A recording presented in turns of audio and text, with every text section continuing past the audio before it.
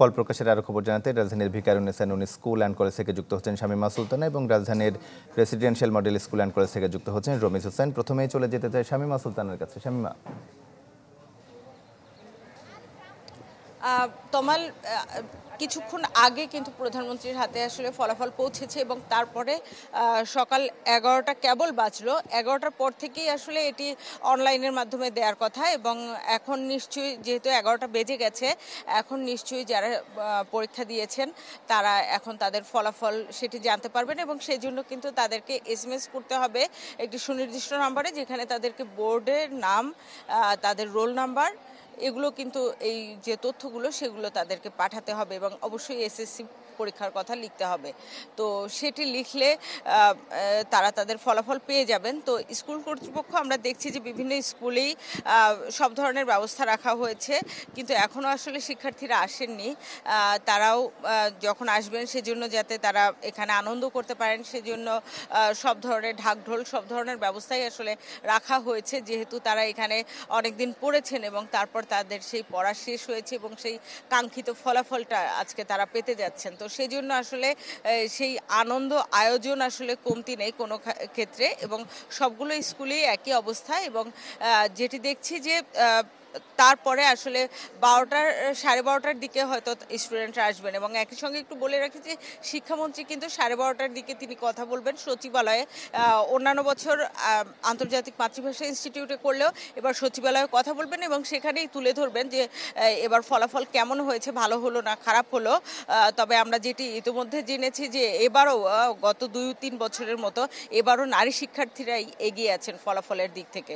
তমাল। শামীমা, আপনাকে ধন্যবাদ। রাজধানীর ভিকারুন্নেসা নূন স্কুল অ্যান্ড কলেজ থেকে এবার আমরা চলে যেতে চাই রাজধানী রেসিডেন্সিয়াল মডেল স্কুল অ্যান্ড কলেজে, সেখানে আছেন রমিজ হোসেন। রমিজ, তমাল, এখন পর্যন্ত আসলে এখানে SSC ফল ঘোষণাকে কেন্দ্র করে কোনো ধরনের আনুষ্ঠানিকতা আসলে আমাদের চোখে পড়েনি। যদি কিছুক্ষণ আগে প্রধানমন্ত্রী এইবারের 2024 সালের SSC এবং সমমান যে পরীক্ষাটি রয়েছে সেই পরীক্ষার ফলাফল ঘোষণা করেছেন, তবে পাশের হার বা কোন বোর্ডে আসলে পাশের হার কত এবং সর্বমোট GPA প্লাস কত, এই বিষয়ে তথ্যগুলো এখন পর্যন্ত আসলে আমরা জানতে পারিনি। তবে তার কথা আসলে যতটুকু জানা গেছে যে এবারও কিন্তু নারী শিক্ষার যে কথা আসলে তিনি বলছিলেন যে গতবারের বা কয়েক বছর অভিজ্ঞতা থেকেই এবারও কিন্তু মোট পরীক্ষার্থী জড়িয়েছেন তাদের মধ্যে কিন্তু নারীদের সংখ্যা বেশি। আর এছাড়া এই তার যে মেয়াদে, সেই মেয়াদে প্রধানমন্ত্রীর যেই সমস্ত যে শিক্ষার যে ভীষণ, তার সেই ভীষণ বাস্তবায়নে তার যে পদক্ষেপগুলো সেগুলো তিনি উল্লেখ করেছেন। আর এই রেসিডেন্সিয়াল মডেল কলেজকে কেন্দ্র করে এখন পর্যন্ত আসলে শিক্ষার্থীদের সেই ধরনের আনাগোনা আমরা এখন পর্যন্ত চোখে পড়িনি, যদিও মাত্রই তিনি প্রধানমন্ত্রী ফলাফল ঘোষণা করেছেন। এরপরে আসলে কোন বোর্ডে কত পাশের হার এবং সব মিলিয়ে GPA কত প্লাস পেয়েছেন সেইগুলো আসলে আমরা জানতে পারবো।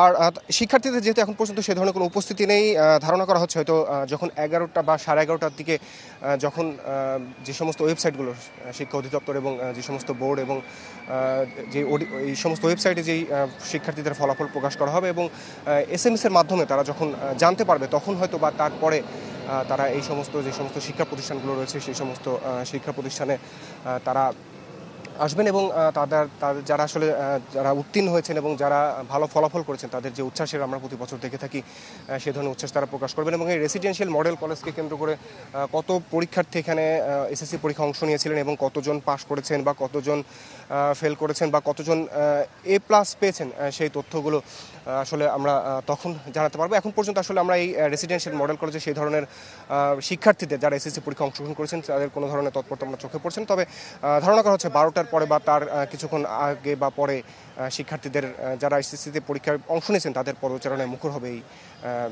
রেসিডেন্সিয়াল মডেল কলেজের ক্যাম্পাস। তমাল। রমিজ, আপনাকে ধন্যবাদ।